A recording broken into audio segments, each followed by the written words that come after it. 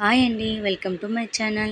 Summer special సగ్గుబియ్యం మసాలా వడలు అయితే ఫస్ట్ టైం ట్రై చేశాను. సో ప్రాసెస్ చూస్తాము ఎలా చేసుకోవాలో. ముందుగా సగ్గుబియ్యం 8 గంటలు నానబెట్టుకోవాలి. అలాగే 4 స్పూన్ల బియ్యం రవ్వ, జీలకర్ర, తెల్ల నువ్వులు, అల్లం పచ్చిమిర్చి పేస్టు, కొత్తిమీర, కొద్దిగా ఎండుమిరపకాయల విత్తనాలండి. సో ఇవన్నీ కావాల్సిన పదార్థాలు. ఇక్కడ సగ్గుబియ్యం ఉడికించిన వీడియో స్కిప్ అయిందండి.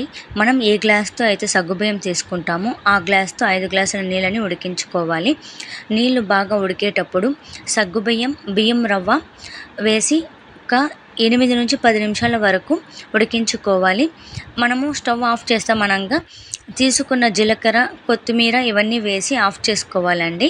5 నిమిషాలు చల్లారిన తర్వాత ఇలా వడియాలు పెట్టుకొని ఒక 2 రోజుల పాటు ఎండలో పెట్టుకోవాలి. ఇంతే అండి. ఇలా వేసవి కాలంలో మనం వడియాలు పెట్టుకొని స్టోర్ చేసుకుంటే సంవత్సరం పాటు నిల్వ ఉంటాయి. మనం ఇలా వడియాలు చేసుకున్న తర్వాత సైడ్ డిష్ రసం, పప్పు, సాంబార్లోకి తింటే చాలా టేస్టీగా బాగుంటుందండి. ఒకసారి మీరు కూడా ట్రై చేసి చూడండి. నేను ఇలా చేయడం మొదటిసారి ట్రై చేశాను. చాలా అంటే చాలా టేస్టీగా వచ్చాయి. క్రిస్పీగా, స్పైసీగా బాగున్నాయి. చూస్తున్నారు కదండి, చూస్తుంటేనే నోరు ఊరుతోంది.